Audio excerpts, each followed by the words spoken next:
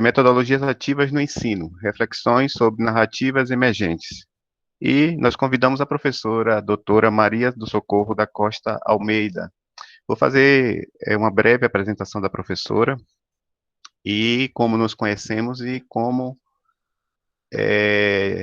interagimos nas trocas de experiências e de narrativas de profissão e formação, né, professora? Professora Socorro é doutora em Educação e Contemporaneidade pela UNEB, com graduação em Pedagogia e mestrado em Educação pela Universidade Federal da Bahia. É professora adjunta da UNEB, do DEDC, Campus 1, em Salvador, atuando na graduação e pós-graduação. Atua também como professora colaboradora do mestrado Prof. História, da UNEB, e é membro do GRAFO, Grupo de Pesquisa, Autobiografia, Formação e História Oral, de onde nos conhecemos, o grupo coordenado pelo professor Eliseu Clementino de Souza. Tem experiência em consultoria educacional, com ênfase em educação e trabalho, atuando principalmente com os seguintes temas: pedagogia universitária, trabalho docente, avaliação da aprendizagem no ensino superior e na educação básica, didática e oficinas pedagógicas. Estuda a tríade educação, juventudes e trabalho, além de ter experiência em projetos sociais e orientação educacional.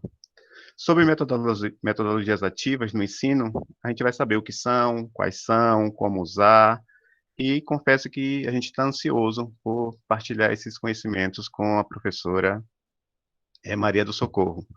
Professora, você vai ter 60 minutos para expor seus saberes e conhecimentos sobre essa área, e depois nós abriremos para o debate.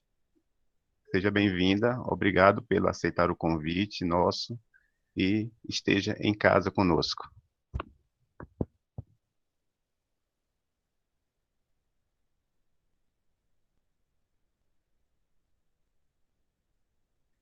O microfone está fechado, professora.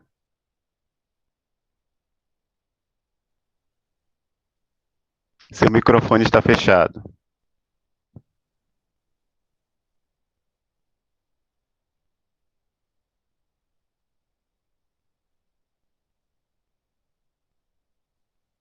Professora Socorro, seu microfone está fechado.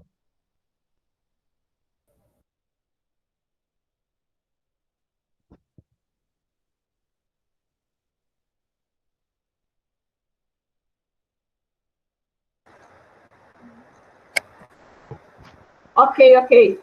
Pronto. Vamos tocar.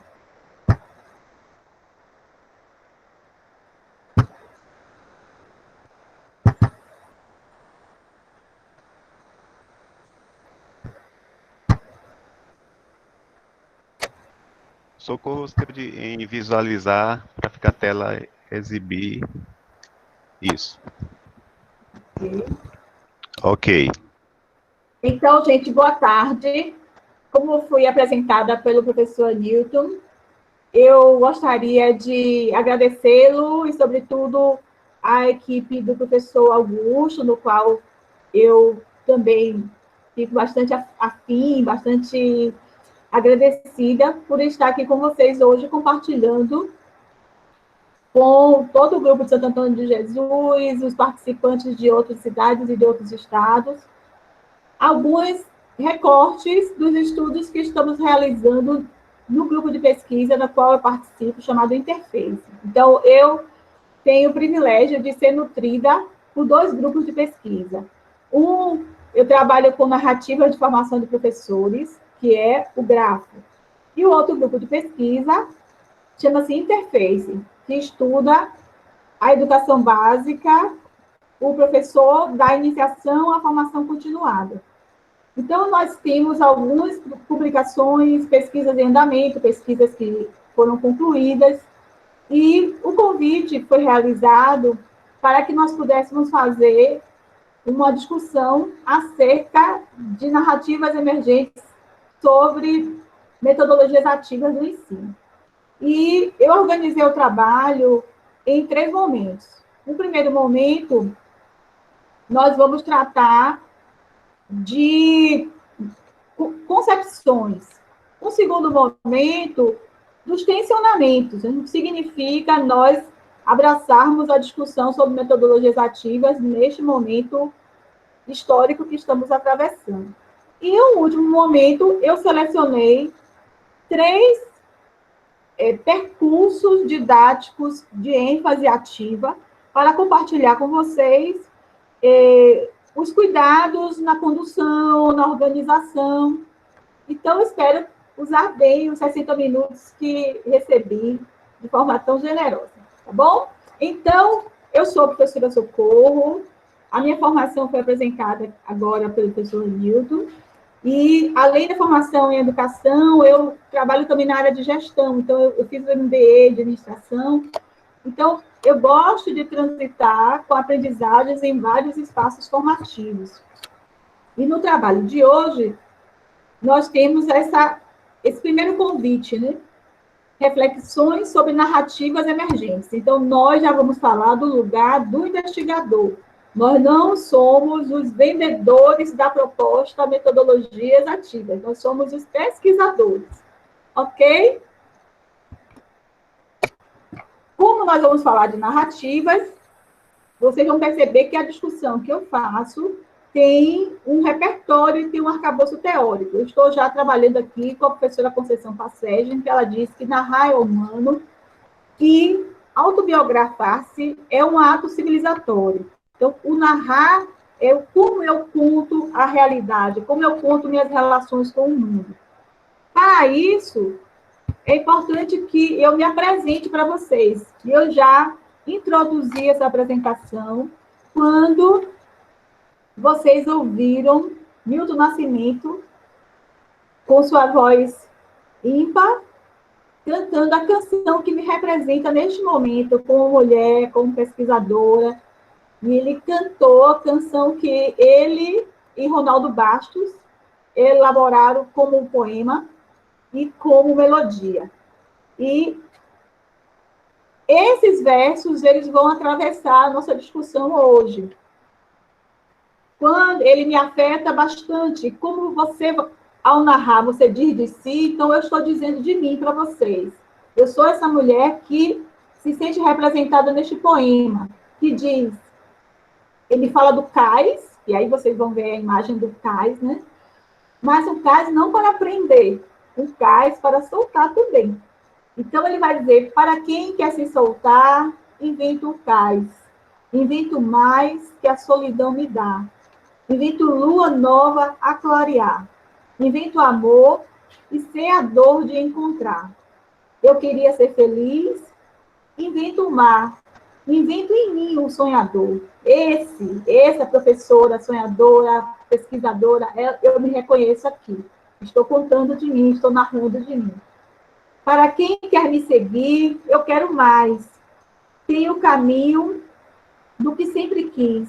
E um saveiro pronto a partir. O saveiro faz parte muito da minha história, porque o meu pai foi saveirista.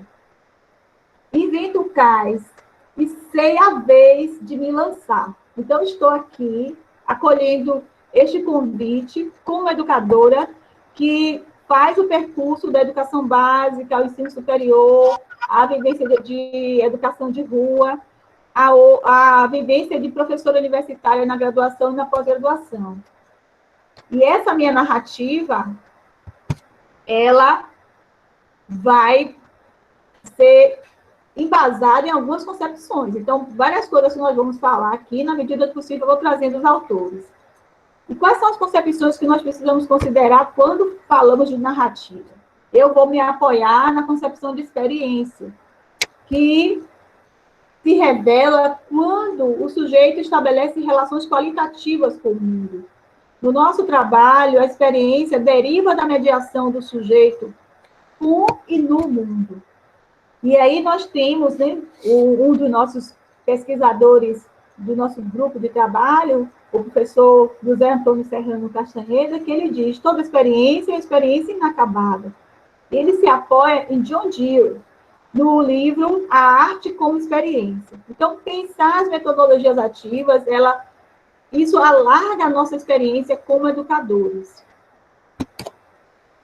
E estamos falando de narrativas. Eu me apoio no arcabouço da abordagem autobiográfica, que diz que a construção de narrativas ela parte do conhecimento de si. Eu tenho que saber que tipo de professor eu sou, que tipo de professor eu quero ser, que tipo de pesquisador eu sou. Então, dizer de si e dizer do que lhe afeta. Então, vocês vão ver o que é que me incomoda nessa discussão sobre metodologias ativas e o que é que me instiga a fazer e fazer diferente. Para conhecer a mim mesmo, eu preciso evocar memórias e, sobretudo, atribuir sentidos. Tem uma série de coisas que eu não vou aprofundar agora, mas eu quero que vocês saibam em que terreno nós estamos pisando. Quando eu falo abordagem autobiográfica, eu falo de Dominici, de Souza, de Monberger, autores que me ajudam a tratar das narrativas. E o que vamos compartilhar nesse primeiro momento são sessões de uma pesquisa que está em andamento no grupo no qual eu faço parte, um grupo de pesquisa, e a pesquisa tem uma pergunta: como as metodologias ativas aparecem nas narrativas contemporâneas, especialmente de professores e gestores educacionais? Então, eu vou compartilhar com vocês um pouco do percurso, das respostas, e o que é que nos interessa para o avanço da nossa formação, ok? Narrativas emergentes sobre metodologias ativas. O que é que o povo tem dito, né? O que é que tem se narrado?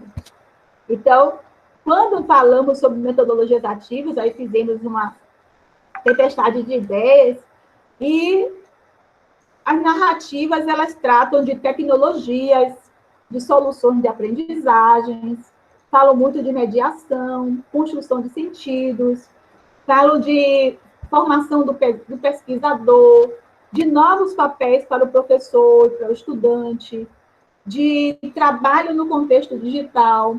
Há uma lembrança muito forte dos novos desafios de produzir o conhecimento com ética, e aqui, ó, a ética aparece bem aqui, ó, ética, o desafio do mundo digital, as mudanças nas licenciaturas, as novas organizações de saberes e de produção desses saberes.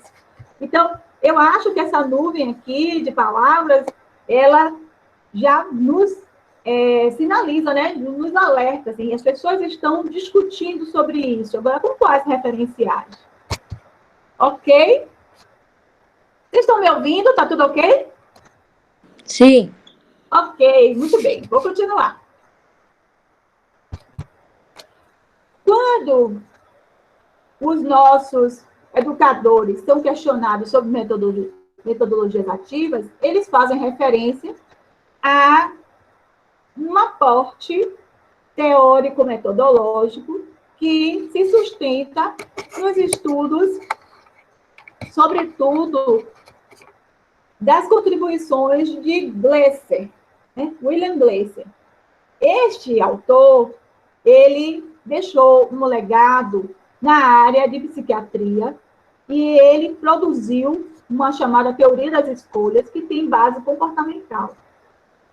E vocês devem conhecer, mas eu trouxe para a nossa discussão, ele, no seu estudo, ele construiu uma relação de apropriação e de aprendizagem. Então, ele diz que há um crescente de apropriação.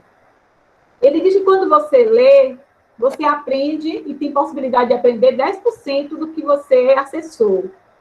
Quando você lê e você escuta, né, quando você ouve, você já amplia a possibilidade de apropriação para 20%. Depois ele acrescenta, ele diz, quando você observa, né, quando você vir o fenômeno, isso já amplia a sua capacidade de apropriação, 30%. Ver e ouvir, 50%. Então, com esse estudo, vocês vão encontrar autores que dizem que a escola, ela se restringe a este primeiro patamar aqui, que a escola trabalha com muito pouco, ela aproveita muito pouco da capacidade do sujeito operar sobre o mundo, porque ela tem a ênfase no ler, no escutar, no ver, no ver e ouvir. E esses sujeitos que falam muito que narram as suas experiências com metodologias ativas, esses são sujeitos que dizem que optaram por avançar aqui até a base da pirâmide. Esses sujeitos dizem que trabalham com discussões, que trabalham com o fazer, né, com o empírico, com o fazer, e lançam o desafio para que o trabalho pedagógico possa levar cada estudante, cada integrante daquela rede de aprendizagem, daquela comunidade aprendente, para o estágio de poder ensinar o que aprende, né? Reelaborar o que aprende. Aí vocês vão me dizer, você segue este autor? Eu não sigo este autor. Eu relaciono as contribuições dele para que nós entendamos as publicações e as práticas que estão acontecendo com essa etiqueta, né, nomeada como metodologias ativas. Então, nós temos que saber quais são os pressupostos. Ainda, neste âmbito, nós vamos encontrar a tradução disso na prática escolar. Então, na prática escolar, quando eu digo narrativas emergentes que sustentam a opção pelas metodologias ativas, essa prática escolar percebe o estudante como protagonista. Observe a palavra, protagonista. O conhecimento como resultado de mais prática do que reflexão. Então, se colocar uma balança, essa abordagem reconhece mais a ideia do empírico, do fazer, não dá muita ênfase à reflexão. E o papel do professor, vocês vão encontrar na literatura vários autores que evitam, inclusive, documentos oficiais, se vocês forem observar, as novas diretrizes dos cursos de licenciatura em pedagogia. Vocês vão encontrar em alguns documentos locais de revisão e de reformulação de currículo que evitam falar a expressão professor, educador. Vocês vão observar que o docente está aparecendo nos documentos e publicações como design institucional, customizador de ambientes. Isso tem um peso histórico, tem um peso político, e isso precisa ser visto com muito cuidado, com muito carinho, por nós que somos pesquisadores, que somos educadores, que fizemos uma opção crítica. Mas esse aqui é o cenário, ok?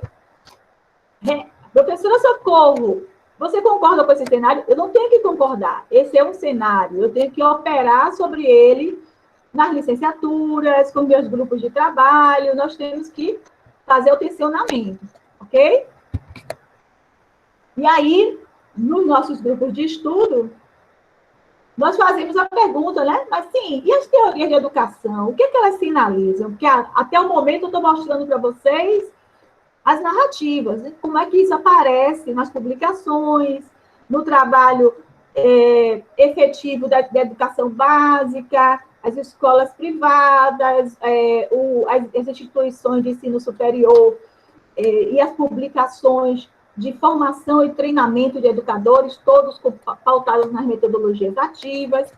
Mas e o nosso arcabouço teórico, que forma o professor na licenciatura, diz? O que esse arcabouço diz? Esse arcabouço vai nos lembrar que os estudos que fundamentam a história da educação, que explicam a educação, sobretudo a educação brasileira, esses estudos, eles caracterizaram e denunciaram um modelo de educação que é a educação tradicional. Essa educação aqui que está ilustrada, aqui é um colégio interno.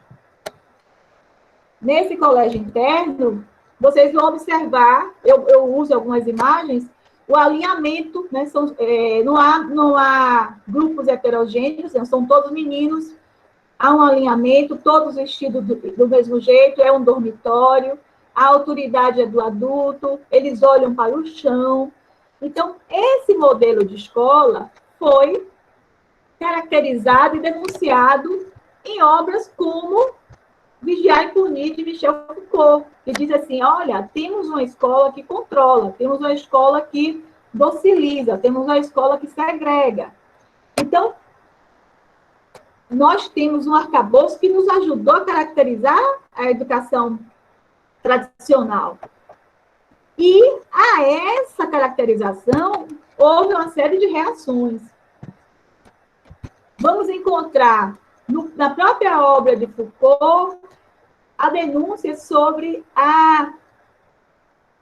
o modelo análogo de escolas, hospícios e prisões, um modelo análogo no tratamento do corpo. Então, os sujeitos são sujeitos que são docilizados, eles têm os corpos obedientes, os corpos disciplinados, os corpos moldados, para que se tornem sujeitos dóceis e de fácil manipulação.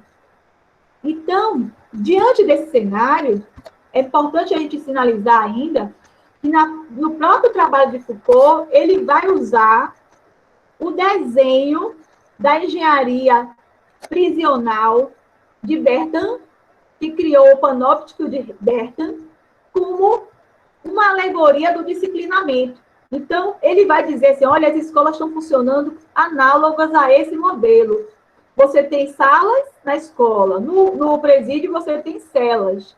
E aqui é sorria, você está sendo filmado. Daqui você tem uma sociedade do controle. Ninguém sabe exatamente para que lado os guardas e os vigias estão olhando, mas todos sabem que estão sendo vigiados e controlados.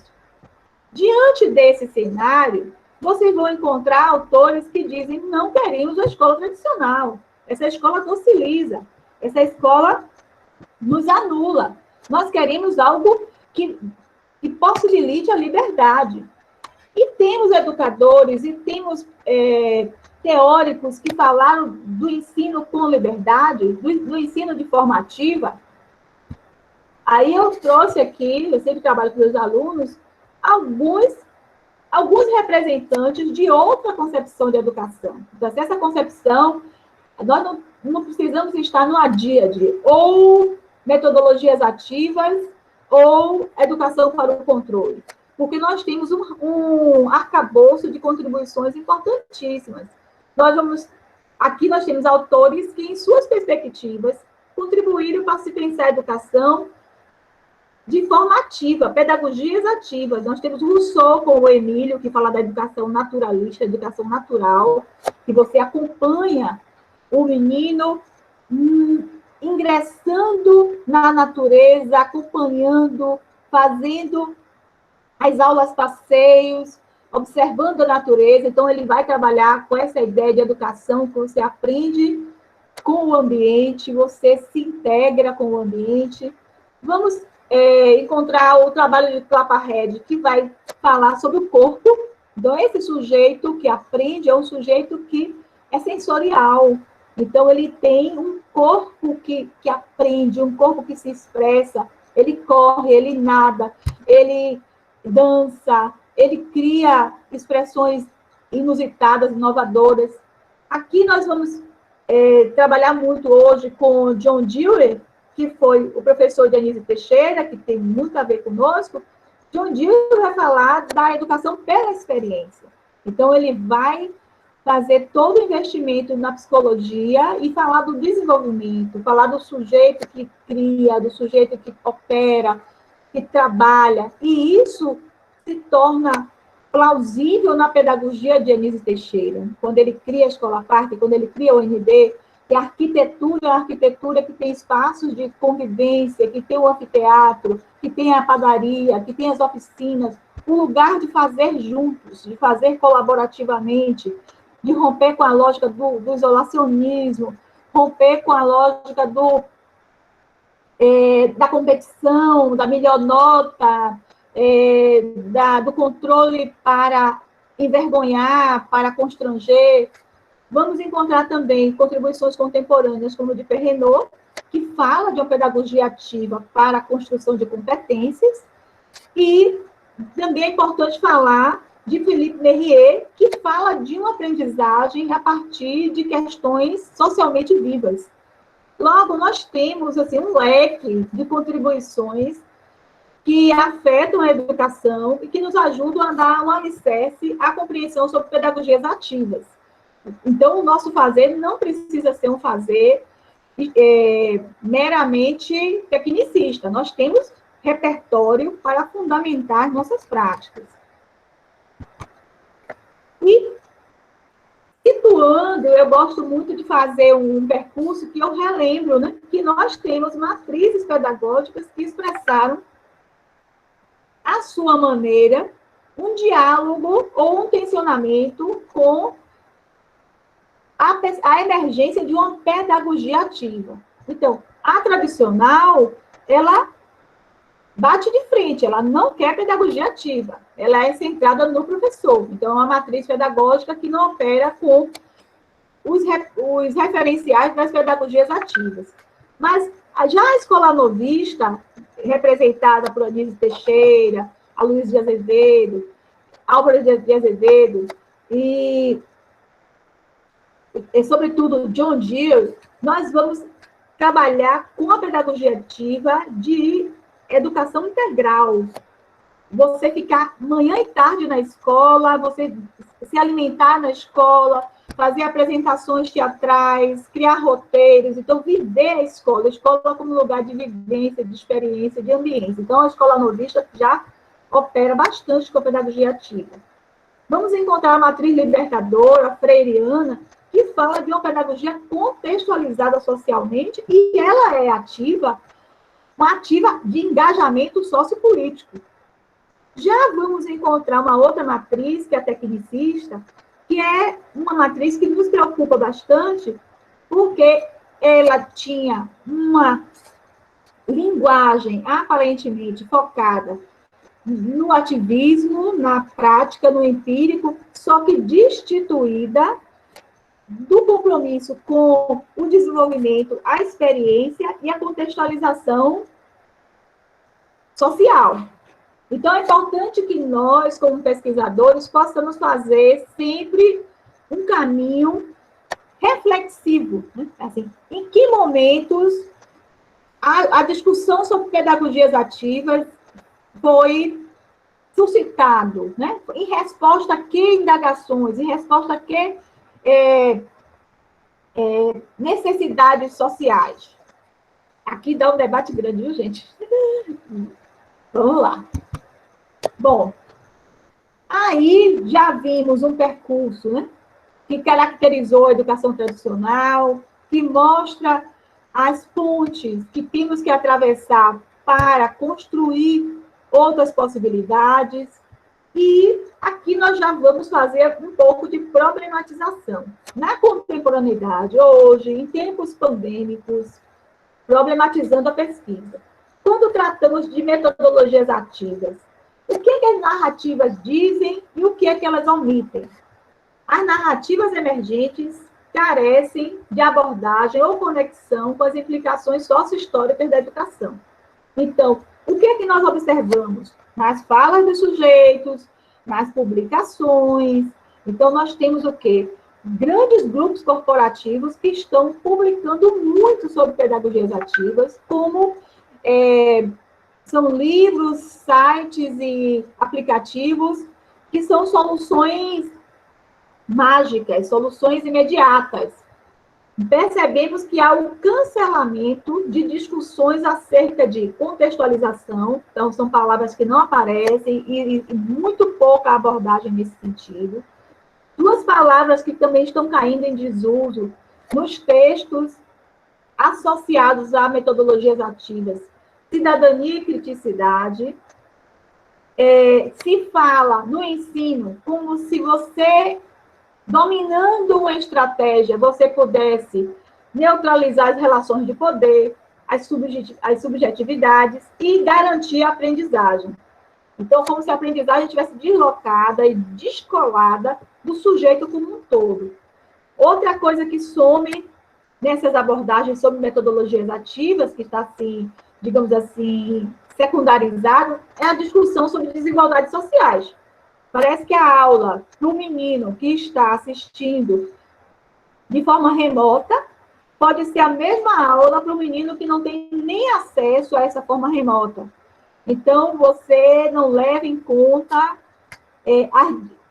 os conteúdos, as relações, as aprendizagens e os perfis dos sujeitos que estão no cenário de aprendizagem. Né? O que é que está em jogo?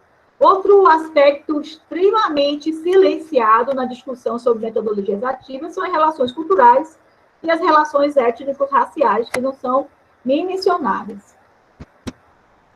Aí, da pesquisa, nós fazemos a pergunta: as metodologias ativas flertam com o neotecnicismo? E aí nós apontamos, né, ousamos apontar alguns riscos.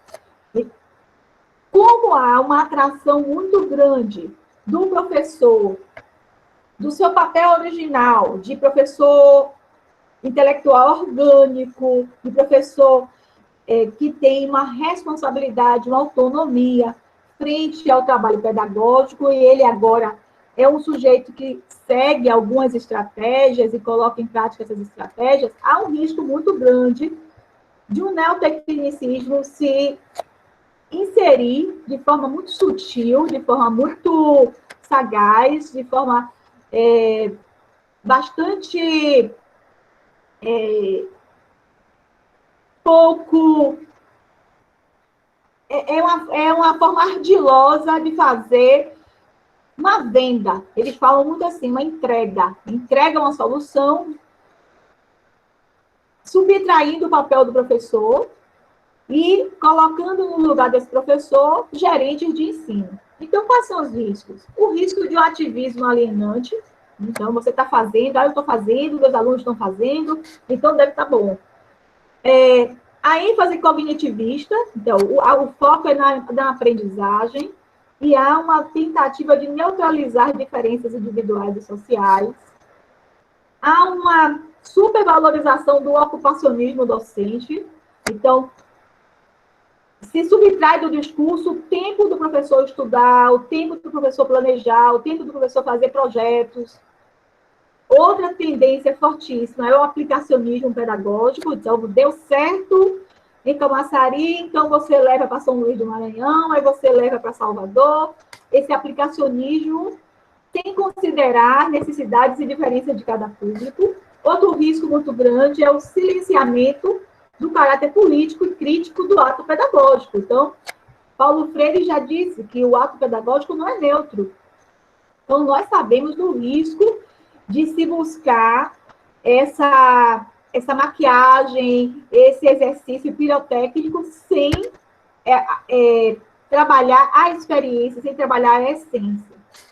E o novo professor tem aparecido nos documentos, nas publicações, como design, eu coloquei aqui para não esquecer, design de experiências de aprendizagem com base em dados e informações. Ou seja, com esse nome, ele fica destituído da identidade profissional dele, porque qualquer sujeito aqui, ó, um motorista pode ser um design de experiência, um sommelier pode ser um design de experiência, um chefe de cozinha pode ser um design de experiência. Então, esse sujeito da licenciatura, o egresso da licenciatura, que é o professor, ele vai ficar secundarizado, porque ele fica camuflado nesta identidade que não é dele. É uma identidade que cabe qualquer coisa, logo destitui o caráter político profissional da profissão docente. Então, existem riscos, sim. Avançando,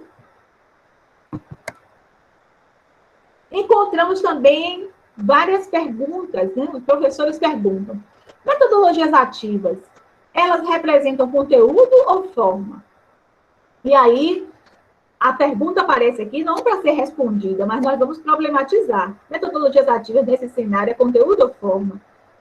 Nós precisamos resgatar questões, né? Questões que se atualizam, que são resgatadas. Nós precisamos fazer a grande pergunta: o que podemos construir e propor a partir do arcabouço teórico da educação, que foi já sistematizado historicamente, e o que podemos agregar para que, na contemporaneidade, possamos ofertar outras respostas. E aí temos as nossas perguntas revisitadas, né? Atualizadas. Como garantir a aprendizagem? Existe aprendizagem significativa de cada estudante? E aí eu vou recorrer aos aportes, né? Vygotsky. Agora, eu vou perguntar em relação ao professor: O que é o novo professor? Ele envolve, motiva, orienta? Como ele se fundamenta? Onde ele se forma? Aqui eu me apoiei em Mohan.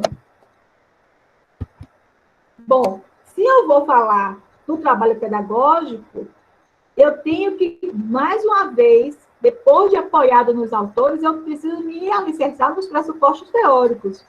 Ao pensar o trabalho pedagógico, a concepção de mundo que me orienta precisa estar muito clara. O tipo de sociedade na qual eu quero fazer os tensionamentos e ajudar a formar também precisa ser discutida.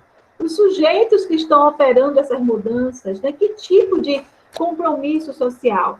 Eu acompanhei uma escola, nesses tempos de pandemia, que ela deu uma orientação aos estudantes e ela disse, pensem em soluções sustentáveis que respeitem os direitos humanos. Então, a escola tem que ser esse lugar que forma os valores. Ela não pode só buscar uma solução sustentável que não respeite a vida, que não respeite o limite do outro. E quanto a isso, a nossa discussão sobre currículo está totalmente intrincada aqui. Que tipo de currículo eu vou operar? Quem são os atores desse currículo? Quais são os atos de currículo? Ao pensar pedagogias ativas, eu vou fazer um caminho por currículo que tem uma expressão interdisciplinar. Como eu vou articular isso com um novo desenho de ensino? E aí, é importante nós nos apoiarmos no que já foi construído para que possamos fazer reatualizações sem ter que reinventar a roda. Porque a Escola Nova, ela nos dá uma contribuição muito grande a partir de John Dewey, quando ela diz que a atividade é importante, ela é geradora da experiência. E a experiência, ela gera e dela deriva a aprendizagem. Então, nós podemos nos fundamentar em aportes que têm uma relação com a liberdade, a prática, a criatividade e o humano, né? A dimensão humana, a responsabilidade com o outro, a empatia. Tudo isso precisa estar considerado nas nossas escolhas. Bom, estamos aqui avançando já no segundo momento da nossa fala. E temos mais uma indagação. A indagação dos docentes em relação às metodologias ativas. Muitos, nas suas narrativas, se sentem ameaçados pelas pedagogias ativas, sobretudo pelas metodologias ativas. Há uma diferença. A metodologia ativa é um dispositivo dentro de um campo maior das pedagogias ativas. Então, tem professores que se sentem ameaçados, dizem assim, bom, como o aluno vai aprender se eu não ensinar? Porque ele está ainda vinculado ao paradigma em que, para alguém aprender, é necessário um professor ensinante. E operar a partir das pedagogias ativas exige um outro perfil de professor e um outro lugar para os estudantes. O professor deixa de ser ensinante e ele vai ganhando outros papéis e muito potentes, muito importantes. Se ele vai operar a partir de outros papéis, ele vai estar com papéis que contribuam para que, com as metodologias ativas, o estudante ele deixe de ser o que assimila, escuta e repete para se tornar aquele que inventaria, aplica, amplia o conhecimento. O trabalho do professor, ele muda, né? Muda o planejamento, a condução do trabalho, a avaliação, os momentos de participação, a gestão das situações de ensino. O acompanhamento do processo de aprendizagem, ele ganha outras nuances. Ele deixa de ser um acompanhamento exclusivamente coletivo e, às vezes, até homogêneo, para se tornar um trabalho que você pode fazer atenções, você pode promover atividades para a atenção individual do estudante, de pequenos grupos, de duplas, de circuitos. Então, o papel do professor ele está potencializado, está ressignificado dentro de uma opção por pedagogias ativas fundamentadas.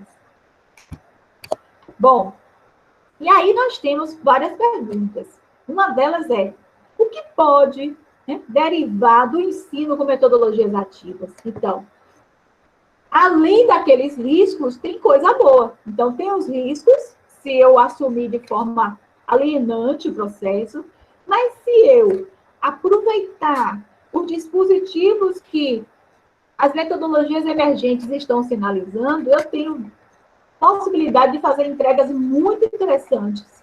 Por exemplo, as metodologias ativas, elas têm um potencial de desenvolvimento de habilidades socioemocionais muito grande. Tem um potencial para resgatar a contextualização do conhecimento teórico, vinculando com a prática. Além disso, eu posso fazer um caminho com metodologias ativas que permita a conexão entre as novas informações e o conhecimento já assimilado pelos estudantes, né? Na sua vida pessoal, familiar, no mundo do trabalho, a depender do perfil do meu estudante, se ele é da educação básica, se ele é do ensino superior, se ele é da pós-graduação. Bom, para fazer um caminho estruturante, provocativo, a partir dos subsídios teóricos da educação, que considera a experiência, que considera a construção do conhecimento, vinculando com os aportes que as pedagogias ativas nos oferecem, eu resgatei a fita de Moebius, que vocês estudam muito na escola, na pós-graduação. Aqui está Moebius, aquele matemático alemão, que criou uma representação matemática do infinito, do intangível. E por que nos interessa quando nós vamos tratar de pedagogias ativas? Porque as pedagogias ativas que nos interessam são as que nos permitem estar dentro e fora, em cima e embaixo, ao mesmo tempo. Aqui já é uma releitura da fita de Moebius, de uma expressão artística com provocações contemporâneas. Mas a fita nos interessa, porque a nossa caminhada, o nosso percurso de pesquisa e de formação na universidade, com nossos alunos da educação básica, precisa permitir que o mesmo sujeito ele possa produzir, analisar e também ser o sujeito que se permite conhecer. Então, eu posso estar dentro do processo e fora ao mesmo tempo. Eu posso ser aprendiz e professor. Eu posso ser estudante e pesquisador, estudante e inventor. Essa ideia de John Dewey, né? Que a experiência pode me deixar bem aqui. Então, tem vários espaços que eu posso ocupar em simultaneidade. Então, com esse convite, a gente vai para uma segunda etapa aqui do trabalho, que é pensar soluções para o nosso fazer pedagógico. Hamilton e Leal, como é que está meu tempo? Lael e Hamilton, tudo paz? Está tudo bem? Socorro, ainda tem tempo. Está tranquilo? Está tranquilo, ainda. Mais 25 minutos. Ah, valeu. Obrigada, viu? Lael e Hamilton. Bom, com essa perspectiva, o primeiro convite é o convite para o ensino com pesquisa. Então, fazermos pedagogia ativa a partir do ensino com pesquisa. Então, no ensino com pesquisa, nós temos o caminho da contextualização assegurado, vamos operar com objetos de conhecimento distintos, vamos trabalhar com investigação da realidade, sujeitos que operam com ética e autonomia, vamos operar com várias metodologias, a que for mais adequada ao que nós estamos perguntando naquela situação de pesquisa. Então, no nosso estudo aqui, que gerou essa fala, eu vou sinalizar alguns caminhos. Então, o primeiro aporte é nós abraçarmos a pedagogia ativa a partir da perspectiva do ensino com pesquisa. Ok? Outras possibilidades. possibilidade de ensino e aprendizagem por pesquisa que gerem trilhas de aprendizagem na sala de aula, que os alunos possam produzir e acessar portfólios digitais dentro das áreas que eles estão estudando, possa-se trabalhar por aprendizagem com solução de problemas, gerar banco de videoaulas, produzir um acervo virtual de publicações de vídeos, de publicações e vídeos, perdão. Produzir e acessar aplicativos de aprendizagem interativa, operar e criar roteiros digitais de visitas técnicas, né, a parques, museus, cidades, sítios arqueológicos, criar cartografias digitais com mapas interativos, né, de cidades, de instituições, vivenciar a construção das ideias cartográficas, operando os referenciais do cotidiano, né, desde o aplicativo de Uber até a localização do sujeito dentro de uma rodoviária, dentro do aeroporto, dentro da própria escola, e a ideia das produções de vídeo. Com essas conexões, nós vamos operar com referenciais que nós chamamos da cybercultura, né?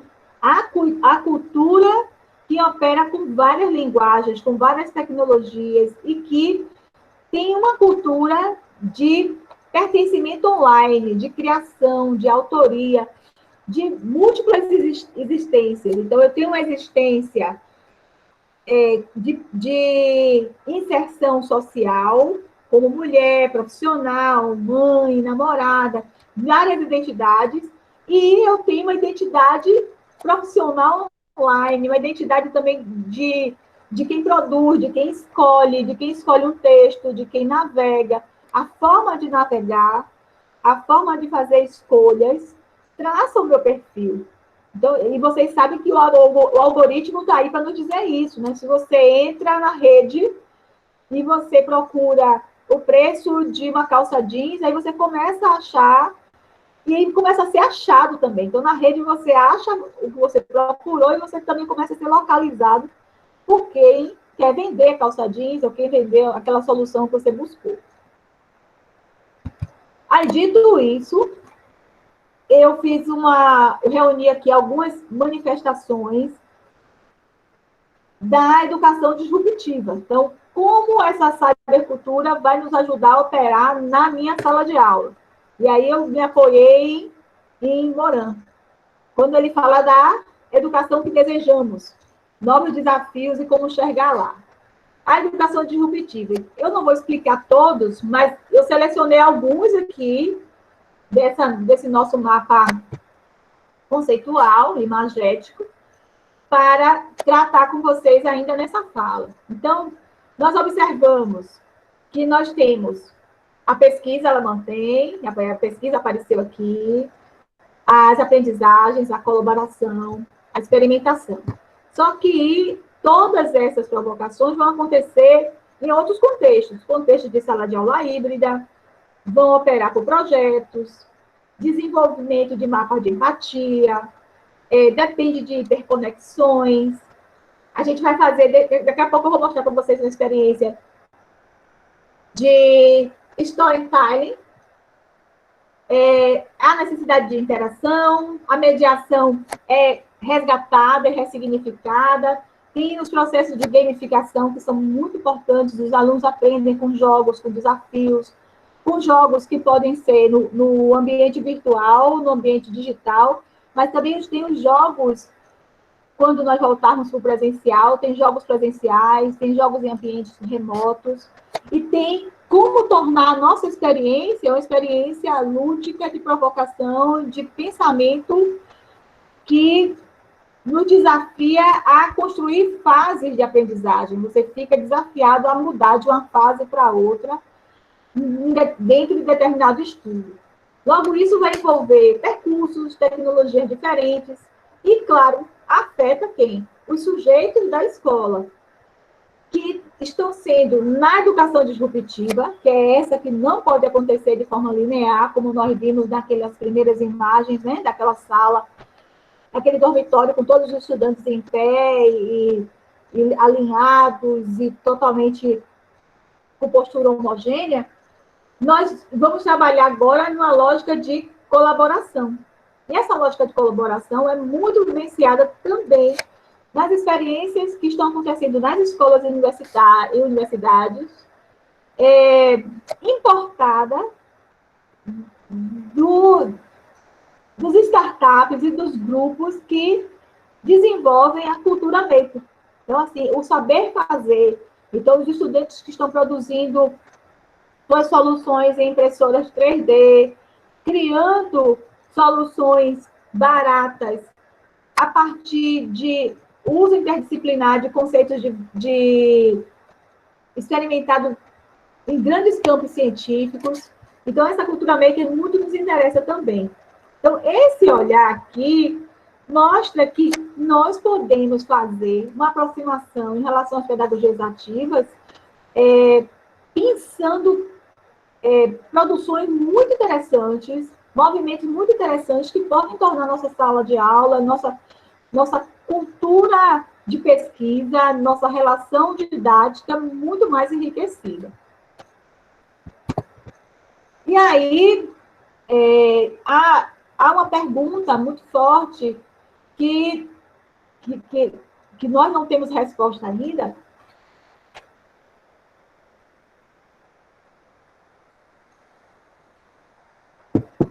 que sempre nos desafia, que é o que faremos, né?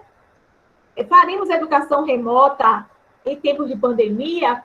Como faremos essa educação remota? O que podemos aproveitar dessa abordagem híbrida, dessa abordagem de educação disruptiva, para nossa educação remota não ser só a transposição de uma educação tradicional para o ambiente virtual? E aí, as falas e os autores, eles nos levam a pensar sobre o potencial da sala de aula invertida, do ensino híbrido e da educação online. Então, assim, a educação em tempos remotos e no modelo remoto, em tempos de pandemia, ela pode articular alguns desses achados, algumas dessas produções e dar um outro sentido a esse trabalho remoto.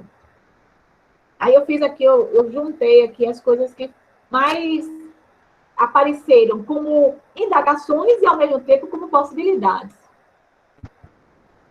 Bom, como aqui apareceu como solução o ensino híbrido, aí eu preciso falar um pouquinho sobre o ensino híbrido. Vocês vão encontrar muitas publicações. E eu recortei. Assim, quando eu falo de ensino híbrido, eu estou falando de uma abordagem que combina espaços, ferramentas e estilos de aprendizagem para potencializar o desenvolvimento de cada aluno. Então, pode fazer ensino híbrido com a escola fechada, só no modelo remoto? Tem solução para isso também. Quando terminar o isolamento social, a gente pode pensar o ensino híbrido que tenha experiências presenciais, experiências remotas e outros desenhos que possam contribuir para a aprendizagem do sujeito, porque essa sala de aula ela vai ganhar vários formatos. Ela pode ser a sala de aula presencial ou pode ser sala de aulas que se apresentam nas plataformas digitais. Exige dos participantes interação, opera com descobertas e tanto o professor como o estudante, eles estão nesse lugar de professor, sujeito, pesquisador. Bom, e aí vocês vão me dizer assim, qual é o lado bom? Porque a gente faz a crítica e tem que encontrar também assim, o que é que nos interessa? O que vamos levar? Qual é o nosso legado? Eu quero levar aqui, para minha herança, alguma coisa desse arcabouço. Então, o que muda com as metodologias ativas? Então, quando eu opero com metodologias ativas de maneira fundamentada, eu posso operar agora em comunidades de aprendizagem. Então, eu não tenho só minha turma. Eu vou ter o quê? Uma rede que se comunica. E essa comunidade de aprendizagem pode começar na minha turma. Eu posso trabalhar construindo acervos, então eu deixo de ser o sujeito que só acessa acervos físicos ou digitais e passo a ser o sujeito de autoria que alimenta os acervos. Opero na criação e no desenvolvimento e também vivenciando trilha de aprendizagem. Trabalho por solução de problemas. Vivencio circuitos de aprendizagens. Tenho trabalho com ênfase na mediação.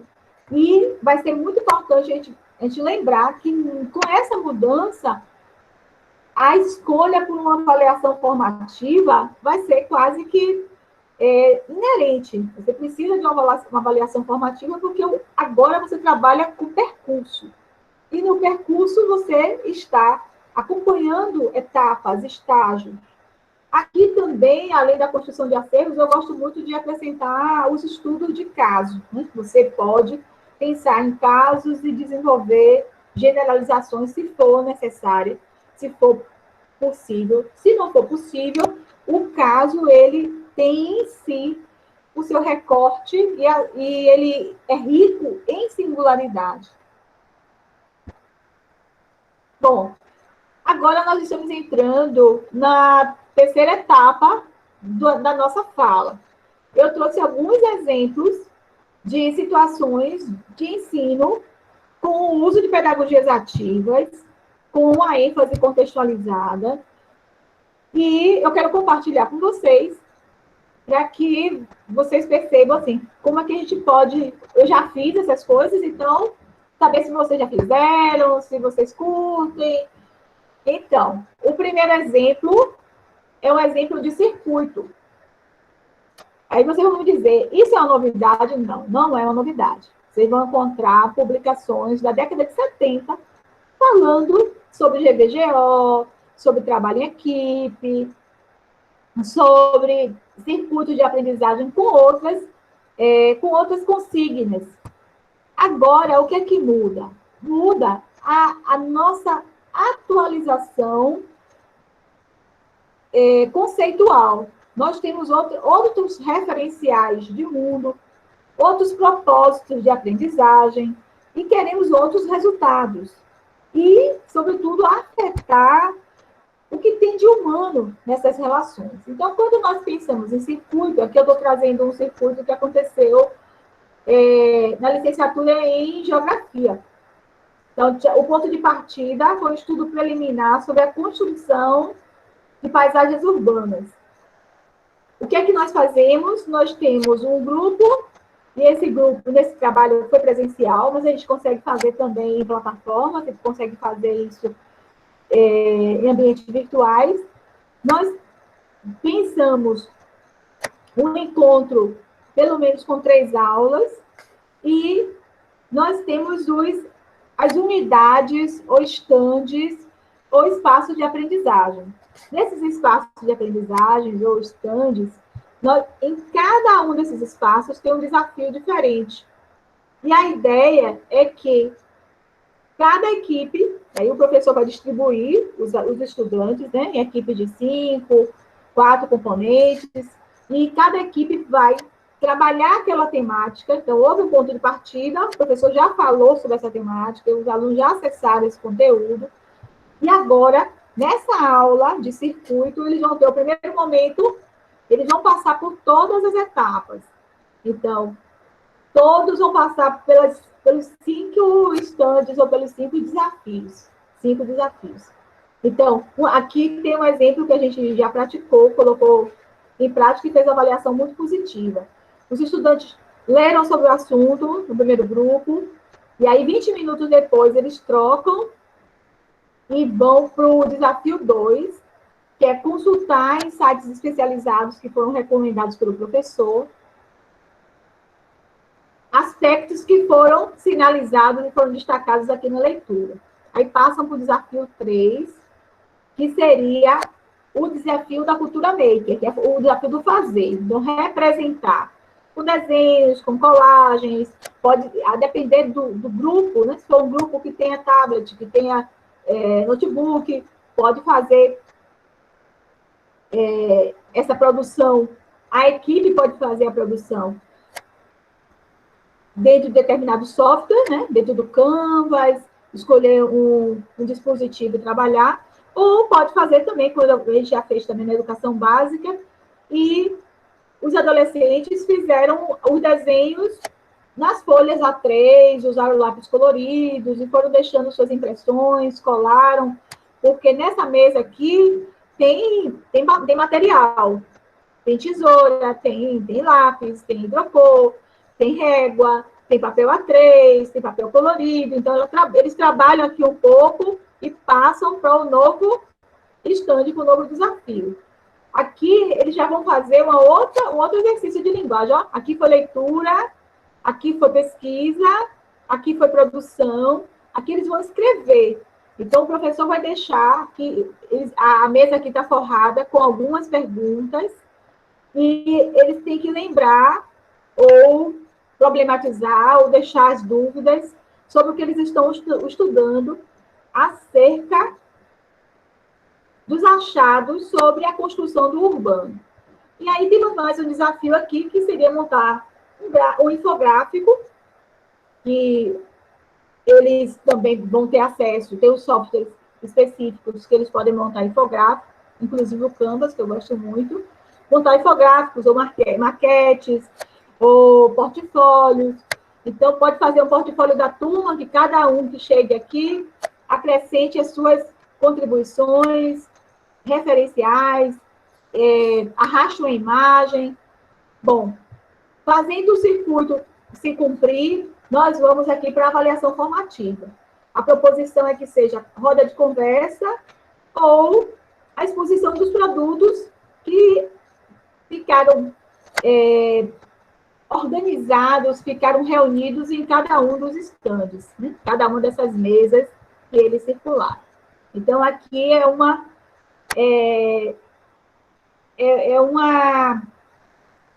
possibilidade, é um exemplo de uma metodologia ativa sendo colocada em prática e que vai sofrer adequação a depender do perfil da turma, a quantidade de estudantes, o propósito didático do professor e do currículo, da ementa da disciplina, assim por diante. Então, quais são as possibilidades ativas nesse fazer docente? Então, nós vimos que gerou experimentações, né?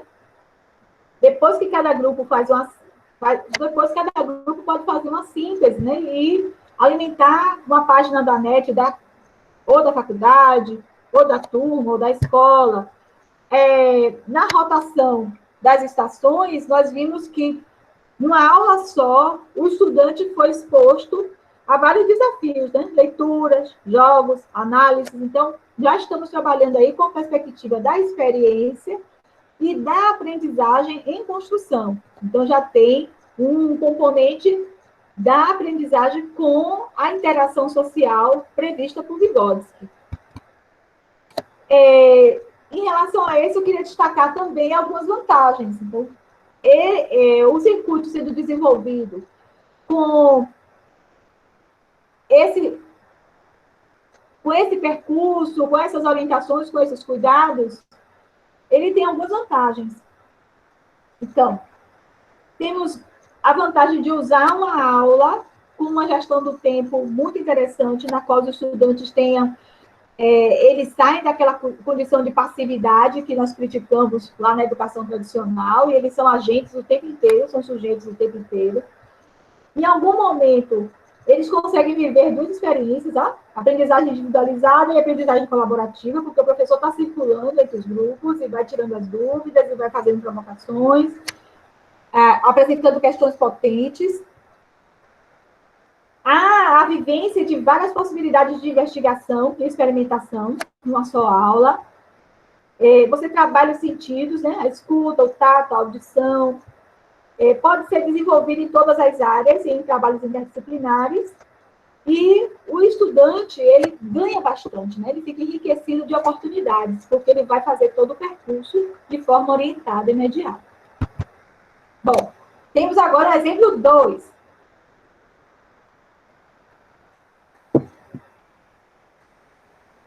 Storytelling, ou ativação da coerência cognitiva. Esse exemplo 2, ele foi produzido para licenciaturas, mas podemos customizar e desenvolver também na educação básica. Porque aqui, na verdade, é história de vida, é narrativa, é construção de narrativas. Você conta uma história, você faz a aprendizagem dentro de um roteiro, como se fosse uma novelinha. Você conta uma história, personagens vão trabalhar. E aí a gente trabalha com a perspectiva da coerência cognitiva. Então, aqui nós temos um exemplo. Nesse exemplo, nós temos aqui os momentos. Nesses momentos, o docente vai assumir um papel e os discentes vão assumir outro. O docente assume o papel do responsável pela seleção, contratação de professores para atuarem em escolas de classe multisseriadas. Então, o professor diz, olha, eu estou abrindo aqui uma seleção, um edital, e vou contratar professores para atuar em escolas multisseriadas aqui da nossa região.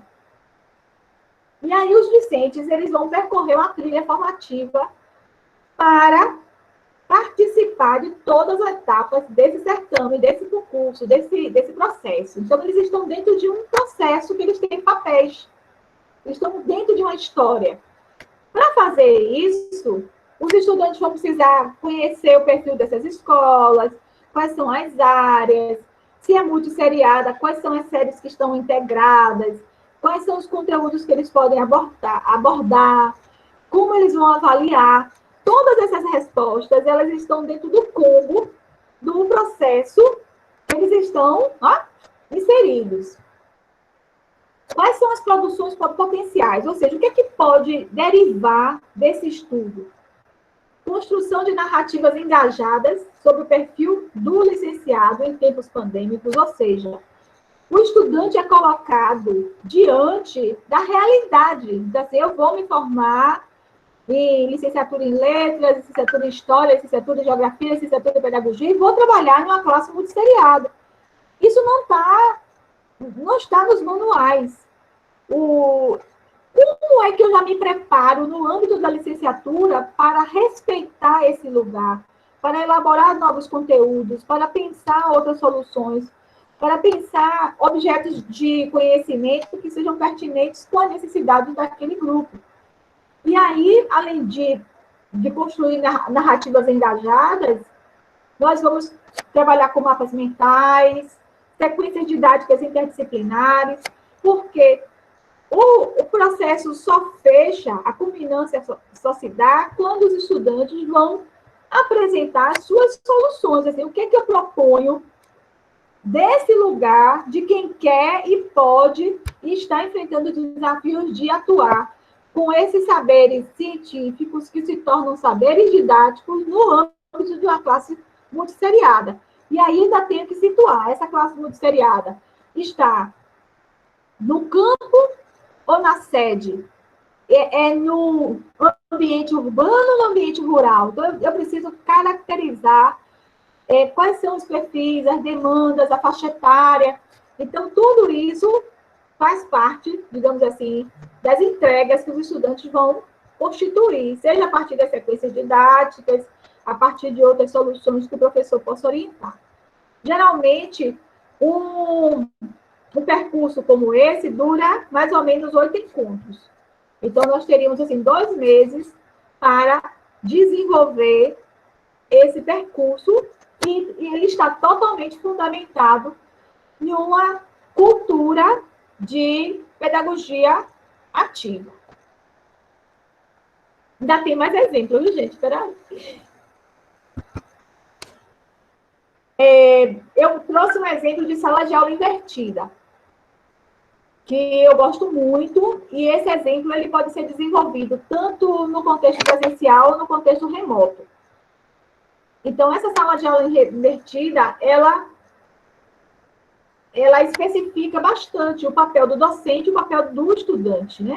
Docente, estudante, docente, discente. E aqui eu pensei em uma sala de aula invertida com 4 tempos. E vai depender da necessidade do professor, do tempo que ele tem, como é que ele vai gestar esse tempo.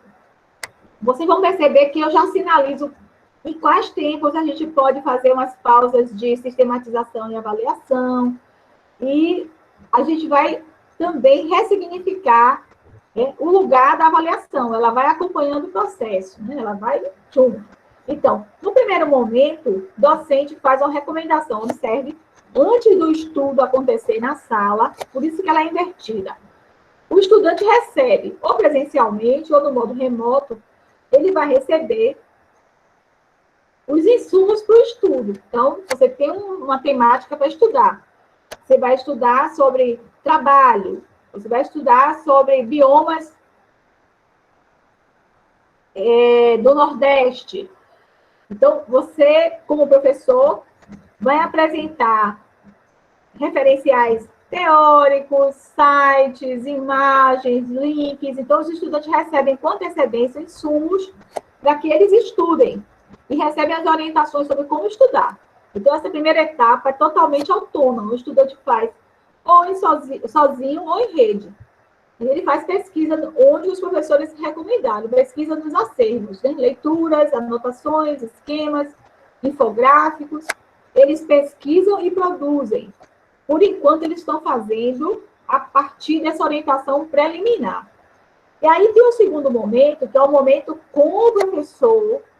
Aí a mediação pode ser remota ou presencial. Nesse segundo momento, a recomendação é que o professor faça um Google Forms. Então, ele faz um formulário eletrônico e com perguntas relacionadas a essa primeira estação.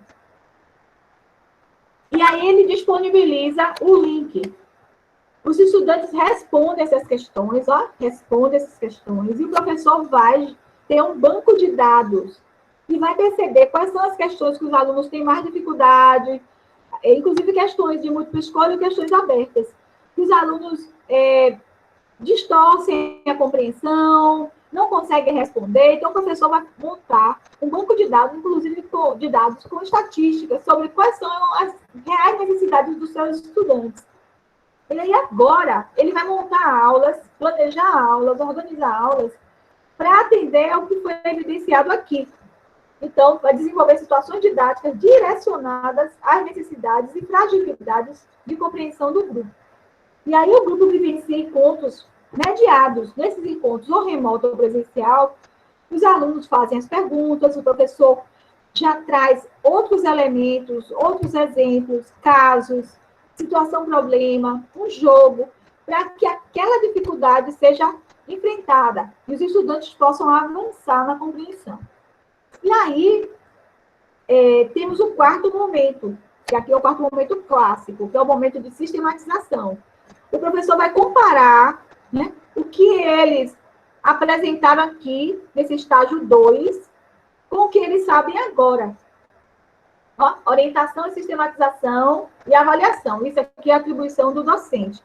Então, vocês percebem que na pedagogia ativa, nessa perspectiva, todos trabalham muito. Agora, é muito significativo, é muito prazeroso, é muito orgânico. Os papéis são definidos, os papéis se articulam, se integram, se entrelaçam. Então, tem a culminância. Essa culminância pode ter roda avaliativa do percurso, onde os sujeitos vão dizer quais foram os seus avanços, as suas fraquezas, o que propõem, o que eles acessaram, quais foram as dificuldades. Então, o professor ele vai montar um mapa avaliativo com as evidências desse estágio e as evidências que foram desenvolvidas e sistematizadas no último estágio. Então, ele vai acompanhando o crescimento dos estudantes. E ele tem como ajudá-los nesse processo. Então, nessa perspectiva, a pedagogia ativa, ela rompe com a ideia do tecnicismo, do neotecnicismo, porque ela tem um caráter de produção engajada, percebem?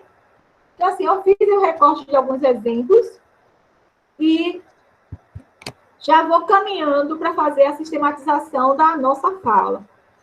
Bom, vocês vão me dizer assim, se eu me apropriar das pedagogias ativas, com esse cuidado de contextualização, está tudo resolvido? Não, né? Nós somos sujeitos da experiência, e a experiência é inconclusa.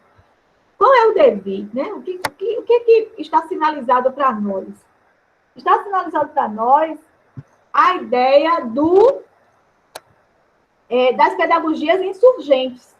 São aquelas pedagogias que nós estamos sendo convocados a nos engajar. São as pedagogias que denunciam os silenciamentos, que vão usar as tecnologias de forma inteligente, de forma comunicacional, que permitam e que suscitem a coexistência, ou seja, o uso das tecnologias de forma disruptiva, rompem com as práticas colonizadoras, né, que hierarquizam quem tem direito a ter acesso a que tipo de conhecimento. Então, nós trabalhamos com práticas, né, decolonizantes, isso é muito importante, e faz parte das pedagogias insurgentes. E aí, o DEVI, né? Então, o DEVI, ele nos provoca. O DEVI, ele nos provoca a resgatar a praxis que está sendo, né, silenciada por essa pedagogia Nutella, totalmente acrítica, com a ênfase técnica que a gente já viu nas críticas do início da nossa fala. Então, o DEVI nos coloca diante da praxis. Né? Como vamos resgatar a sala de aula, seja ela online, seja ela presencial, como lugar da praxis? Né? Você pensa a realidade, você pensa a sua experiência, você se transforma, você percebe as relações econômicas, sociais, políticas no ato educativo, reconhece os sujeitos, ressignifica e fortalece a escola, linka a aprendizagem com a aprendizagem de si, a aprendizagem do outro, a aprendizagem das relações sociais e históricas. Isso é muito sério.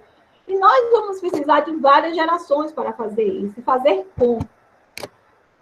E aí, sistematizando assim a nossa provocação, o professor e a escola e o estudante são convocados a fazer movimentos. Então, o professor ele está sendo convocado a orientar os estudantes, valorizar temáticas e conteúdos que respeitem e ampliem o currículo, operar a favor da mediação.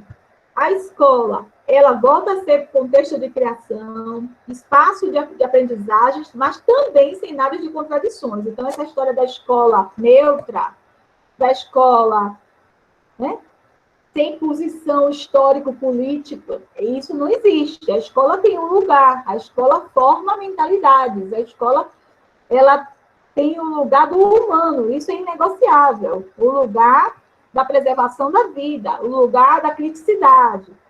O estudante, né, ele ressignifica a sua vida social, ele vivencia a autonomia, ele elabora coletivamente situações a partir de investigações. Então, eu acho que esse desafio é importante quando falamos de narrativas no contexto das pedagogias ativas. E aí, eu faço a integração do nosso trabalho, compartilhando a produção de uma nova geração. Então, nós temos Mandela aqui, ressignificado na pop art, por um estudante do 9º ano C, que é um autor que eu gosto muito, o nome dele é Antônio Pedro Costa Grave, e ele é muito importante na minha vida, e com as lições de coexistência das novas gerações e com as novas gerações, eu narro aqui a minha gratidão de ter feito parte desse trabalho com vocês. Aqui são as referências.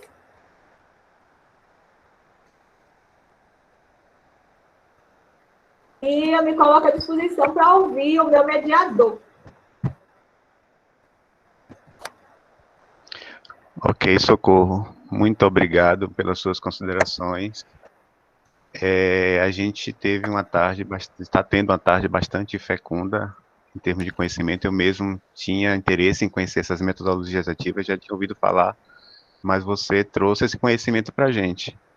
E a gente, como o seu nome é Socorro, a gente pede que você nos socorra, porque estão pedindo um novo encontro, para a gente aprofundar essas discussões sobre as metodologias ativas. A gente vai conversar contigo depois, para ver uma data e marcar com outros exemplos de outras metodologias que você pratica, porque o pessoal todo cobrando aqui. Então, parabéns pela sua apresentação,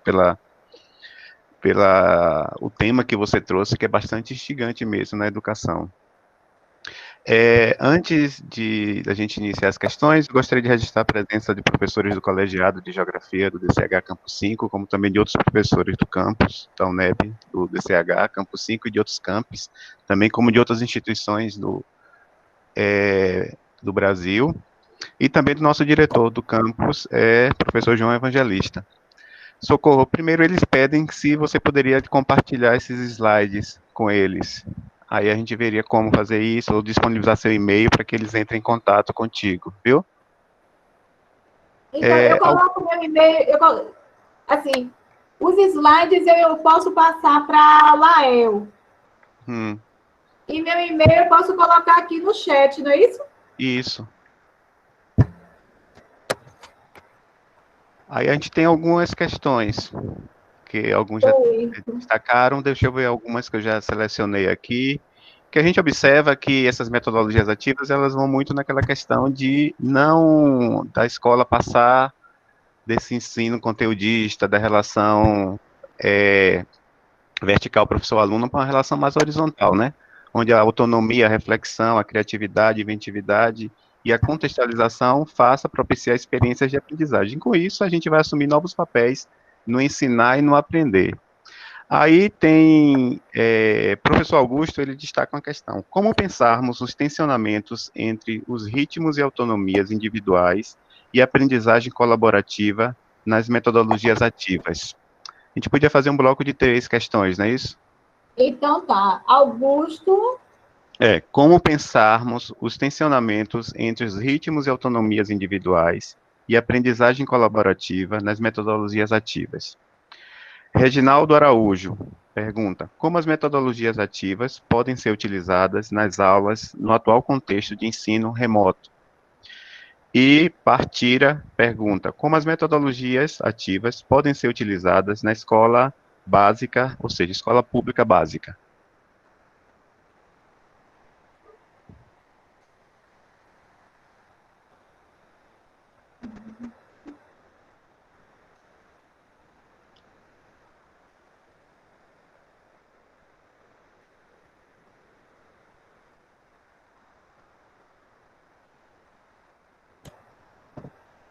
Ok.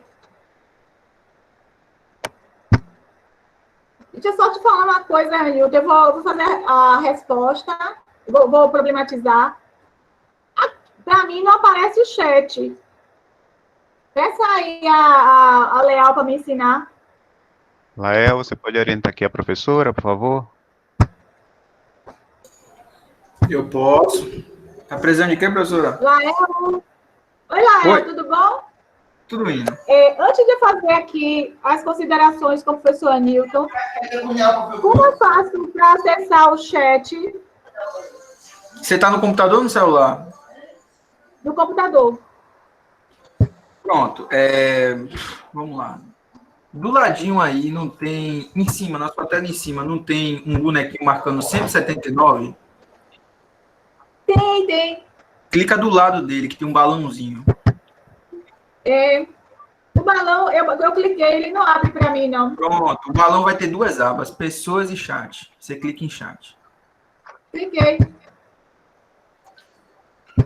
Então, o chat tá aí. É isso, ele não abre para mim. Eu vejo o numeral, o número 178, as pessoinhas. E o Isso, chat. mas você não vai clicar no 178, não. Você vai clicar no balãozinho que está do lado do 178. Ok. Era muito urgente o que você queria colocar no chat? Eles pediram para colocar meu e-mail. Pronto, diga seu e-mail que eu coloco aqui. Ah, então tá, perfeito. Você consegue acessar o chat? Consigo. Ok, então. Pode dizer? Pode. MSC Almeida, MSC Almeida. @uneb. .br. Isso, muito bem. Maria, como se fosse, eu vou falar só as iniciais. Maria, Sandra, Cláudia Almeida, como se fosse, não é isso? MSC Almeida. Maria Socorro Costa Isso. Almeida. MSC Almeida. Show de bola. @uneb.br. Pronto. Pronto, Ok. já mandei. E Os aí, slides. vamos falar um pouquinho aqui com as questões que o professor Ranilton coletou. Então, nós temos as questões do professor Augusto, do professor Reginaldo e da professora Bartira. O professor Augusto, ele trata dos ritmos, autonomia e processos colaborativos. O professor Reginaldo, ensino remoto, a professora Bartira, os desafios desse ensino remoto na escola pública. Então, primeiro, eu tenho que contar para vocês de que lugar eu falo. Então, eu falo do lugar de quem pesquisa para fazer a crítica. Então, tem algumas soluções que eu compartilho, porque são soluções que eu já experimentei, inclusive com pessoas muito mais capacitadas e muito mais que têm expertise nessas metodologias. Tem uma que está aqui, eu não estou vendo aqui agora, mas a professora Maria Carolina Soares, durante muito tempo, ela foi uma profissional da UNEB, que trabalhou na ProEx, e gerente, e coordenou vários projetos, e ela colocava as pedagogias ativas em ação, e eu tive a oportunidade de vivenciar isso na formação de professores.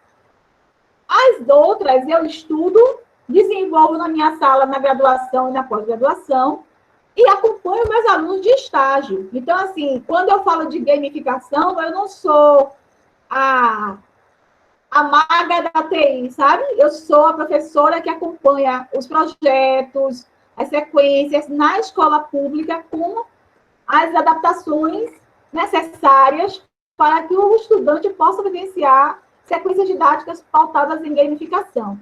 Aí, quando o professor Augusto fala de ritmos, autonomia e colaboração, eu penso que um dos nossos caminhos é aquele que considera a heterogeneidade de todos os grupos. Eu gosto muito quando eu leio os escritos do grupo coordenado pelo professor Ranilton, que fala sobre as classes multisseriadas, e tem um pressuposto que diz assim, toda classe é heterogênea. Não existe classe homogênea. Quem trabalha com a educação de jovens adultos sabe, toda classe é heterogênea. Então, pensar os ritmos, a autonomia e a colaboração implica conhecer nosso grupo, fazer o diagnóstico. Mesmo na condição remota, eu posso fazer o diagnóstico de levantamento de conhecimentos prévios, seja usando o Google Forms, levantando as narrativas desses sujeitos por áudios, pequenos vídeos que eles produzem os podcasts, eles produzem os meus alunos fazem muito isso. Mapas conceituais, infográficos. Quando eles fazem essas produções, há um exercício de compartilhamento de saberes muito forte.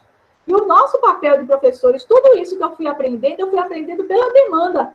A demanda foi impondo que eu fosse me inserir no Google Classroom, que eu fosse aprender a fazer o mapa mental, o mapa conceitual, porque eu trabalhava mapa conceitual no meu mestrado a partir dos estudos de Ausubel. Então, nós não trabalhávamos com o software que faz o mapa mental. E aí você agora tem o software que faz o mapa mental, faz o mapa conceitual. Então, eu tenho que ter o referencial teórico para que os meus estudantes operem com esses dispositivos de forma inteligente, de forma consequente, e não de forma esvaziada. Não é só gostoso, que é muito bom, você curte fazer, é criativo, você trabalha com rizoma. Agora, o que significa isso na teoria de Vygotsky? O que significa cada conexão de um mapa? Então, dando atenção, que agora eu não tenho condição de dar respostas, mas assim, dando atenção à provocação do professor Augusto, eu sinto que ritmos, autonomia e colaboração também estão em construção. E o professor, ele tem um papel importante porque ele é o adulto da relação do ponto de vista profissional. Ele é o sujeito que guarda uma experiência e que essa experiência profissional precisa ser utilizada a favor das tomadas de decisões com o grupo.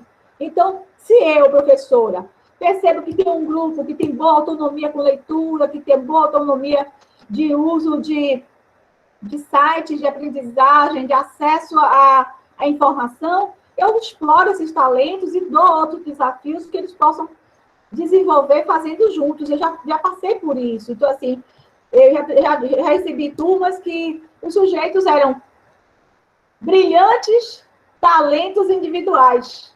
Então, o grande desafio era torná-los grupo, torná-los sujeitos integrados, porque quando eles concluíssem a licenciatura, eles vão trabalhar numa pró-reitoria, eles vão trabalhar numa escola de bairro, eles vão trabalhar numa escola urbana, numa escola rural, numa escola que tem as condições sonhadas, as condições desejadas, outras não vão.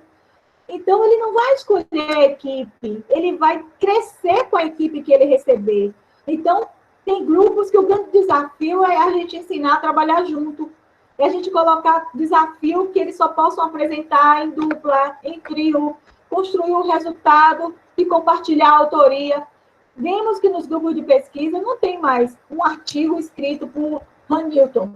Ele tem sempre a parceria de um orientador, de um orientando, de um colega de grupo de pesquisa. Essa capacidade de trabalhar em rede, para mim, é um exercício que a educação básica precisa fazer, em alguns casos faz, mas que a licenciatura não pode prescindir, não pode secundarizar. E os exercícios de colaboração, tanto no modelo remoto quanto presencial, você vivencia colaboração quando você escolhe trilhas de aprendizagem que, para você vencer uma etapa e se promover para a próxima, que tem maiores desafios, você precisa da ajuda do outro e, sobretudo, você precisa ajudar. Então, você tem que compartilhar material, você pontua quando o trabalho do grupo consegue se estruturar, ajudando os demais. Eu não sei se vocês conhecem, mas como eu falei para vocês que eu tenho uma outra formação, né, na área de gestão e de administração, tem um case, vou falar rapidinho aqui, tem um case que é clássico na nossa área, que esse vídeo está até na internet. Não sei se vocês acompanharam. A gente usa muito na formação de equipes. Eu não sei se vocês viram. É um trabalho que é um grande desafio. Eles colocaram os melhores técnicos juntos para montar uma bicicleta. E distribuíram as pessoas em grupo. E as pessoas receberam manual, receberam as peças e receberam os grupos nos quais elas iriam trabalhar. Só que tinha uma figura vestida de macacão, com uma frase na frente do macacão, tem assim, posso ajudar? E atrás tinha escrito, técnico em mecânica de montagem de bicicleta. Ele passou em cada grupo e ele perguntou, precisa de ajuda? Posso ajudar? Precisa de ajuda? Eu posso ajudar? Ele atravessou todo eles tinham tempo, acho que eram 2 horas. Os grupos não conseguiram montar a bicicleta, enfim, porque um grupo tinha o pedal, o outro tinha micropeças, o outro tinha o freio, o outro tinha a corrente, e eles não sacaram que eles tinham que compartilhar materiais para montar as bicicletas. E aí, quando fecha o vídeo, as crianças, eram crianças de um orfanato, as crianças estavam muito tristes, não, estavam ansiosas, esperando ganhar essa bicicleta. Mas os super gênios não conseguiram montar as bicicletas. E aí tem o segundo momento do vídeo, onde eles avaliam o que aconteceu de verdade, e aí, com a ajuda do técnico, com a leitura do manual, compartilhando os materiais, aí eles finalmente montam as bicicletas e entregam às crianças. Eu uso isso, Augusto, em muitas aulas para compartilhar com os meus estudantes, né? O que é que tá? Às vezes a ajuda está tão perto, mas eu não enxergo, eu não considero, eu não valorizo. Eles são, nesse vídeo, os técnicos são sujeitos que trabalham em escritório, eles são sujeitos que fizeram como vocês, graduação, pós-graduação, e eles montar uma bicicleta com manual e um saco de peças, eles acharam que eles iam fazer isso sozinhos, não ia precisar de um rapaz com boné ajudar nenhum deles. Então, o que está em jogo? Então, a gente trabalha muito isso, os valores, as percepções, minha relação com o outro, uma série de coisas que se desdobram. Um outro aspecto que é sinalizado por Reginaldo, o ensino remoto e pela professora Bartilha, o ensino remoto na escola pública. Eu penso que a escola pública, ela vai conosco desenhar algumas soluções. E há a possibilidade, sim, de construir o ensino remoto com uma lógica híbrida e que seja o mais inclusivo possível. Desde a produção de materiais que sejam materiais impressos, horários com aulas no rádio, aulas na TV, orientações em podcast, aulas gravadas, acesso a essas aulas gravadas por celular, módulos de internet para esses alunos nas suas comunidades acessarem essas aulas,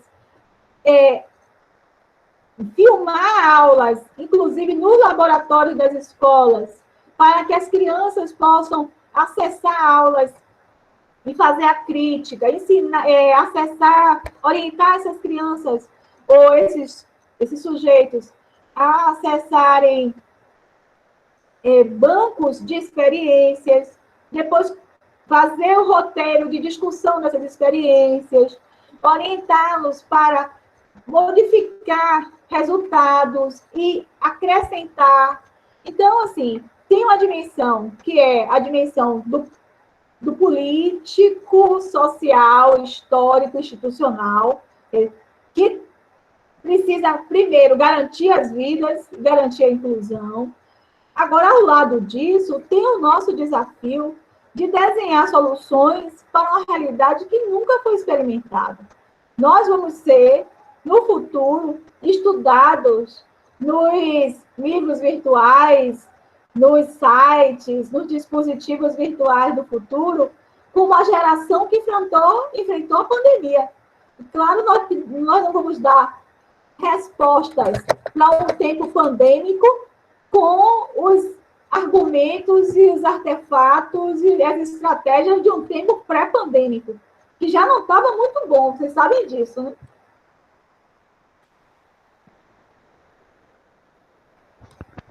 Ok, Socorro, obrigado.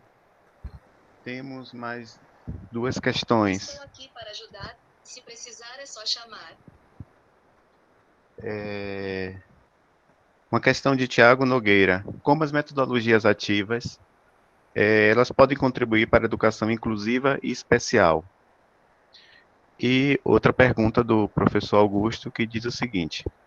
Professora Help, a professora Inês refletiu conosco a semana passada sobre o impedimento dos diálogos no contexto das polarizações que estamos vivendo e refletiu sobre a necessidade de aprendermos a navegar nas incertezas. Você nos traz a noção de tensionamentos que nos sugere a aproximação das metodologias ativas, mesmo sabendo de apropriações tecnicistas das mesmas. Nesse momento da pandemia, penso que negar possibilidades por causa de apropriações acríticas das mesmas e não disputá-las não me parece uma boa opção da educação pública. O que você pensa sobre esse contexto? Obrigada, gente.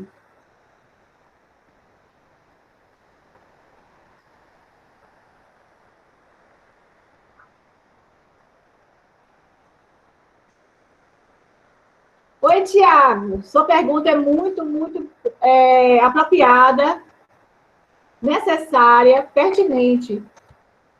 Eu penso, Tiago, que a educação inclusiva, ela deu grandes saltos. Porque, nesse contexto pré-pandêmico, as tecnologias assistivas já estavam muito mais desenvolvidas e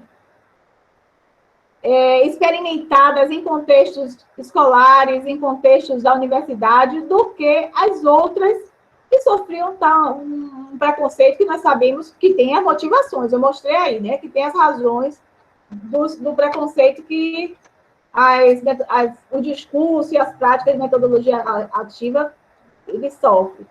Mas, por outro lado, é importante a gente perceber o seguinte, Na educação inclusiva, nós já tínhamos as salas de AE, já tínhamos as tecnologias assistivas. Agora, esse pacote, ele está sendo revisitado com outras possibilidades, com outras estratégias.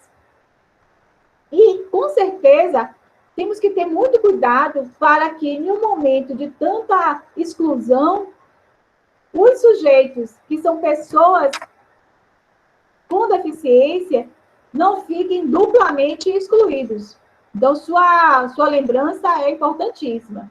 Então, vale ressaltar que não existe um protocolo. Aqui não é uma vacina que tem um protocolo, se você tomar de 6 em 6 meses, você ganha imunidade.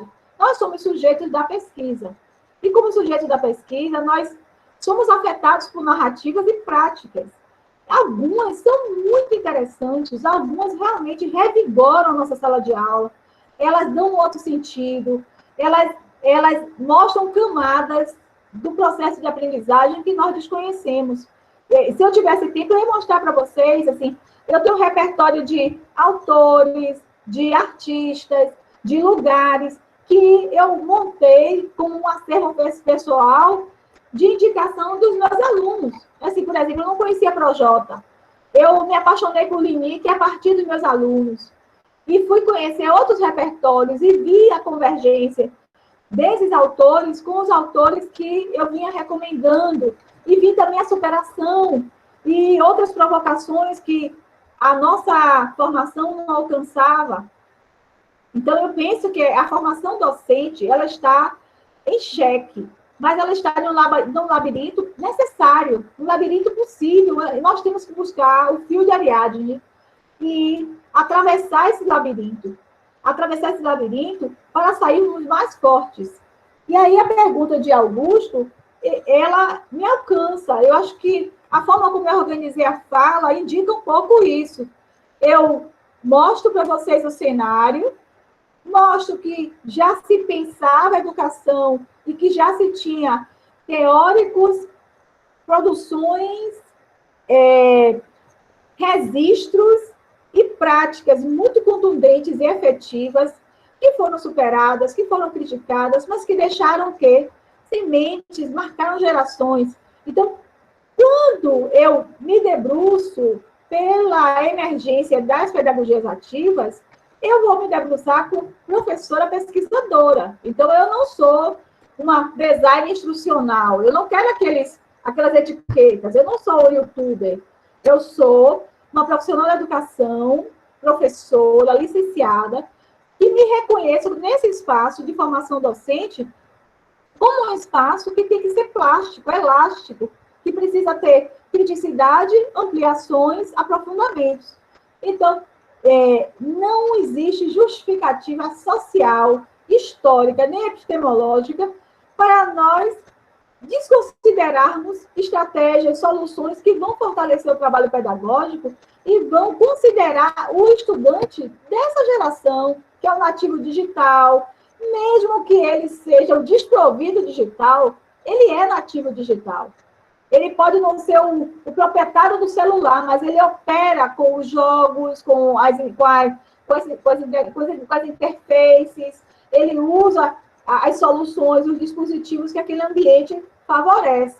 Então, assim, nós fazemos parte de uma cultura cibernética, de uma cybercultura, e precisamos atrair para a sala de aula aspectos que essa cultura nos ensina e que, às vezes, nem precisa, vocês viram que eu trouxe exemplos ali, e necessariamente que não está exclusivamente dependente da existência do Wi-Fi superpotente. Claro que se tiver, excelente, precisamos, inclusive, lutar para garantirmos inclusão digital irrestrita, qualidade de inclusão digital, para que as soluções em tempos remotos sejam mais eficazes.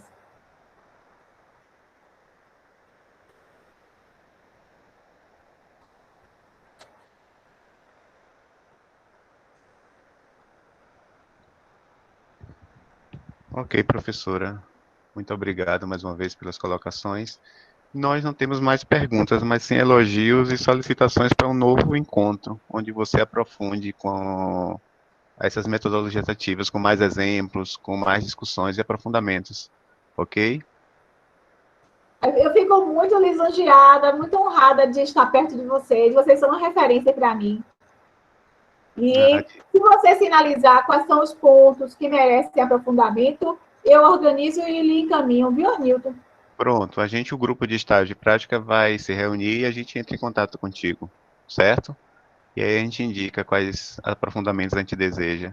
Mas muito excelente. O que tem é que várias pessoas parabenizando, dizendo que Arthur Breno, falando que é uma exortação à militância para a educação pautada na nossa experiência educacional brasileira, professora Eunádia falando que excelente reflexão para a nossa prática, para mudanças, e outros falando e solicitando também um novo encontro. Muito bem, muito bom mesmo essa tarde tão frutífera, tão fecunda de aprendizado. Eu fico muito feliz, viu? Eu aprendi muito, fiz alguns recortes, e eu acho que nós temos que fazer essa rede mesmo, né? Uma rede colaborativa de aprendizagem, aprendizagem da docência, é um capítulo da minha tese, aprendizagem da docência. Que bom. Pessoal,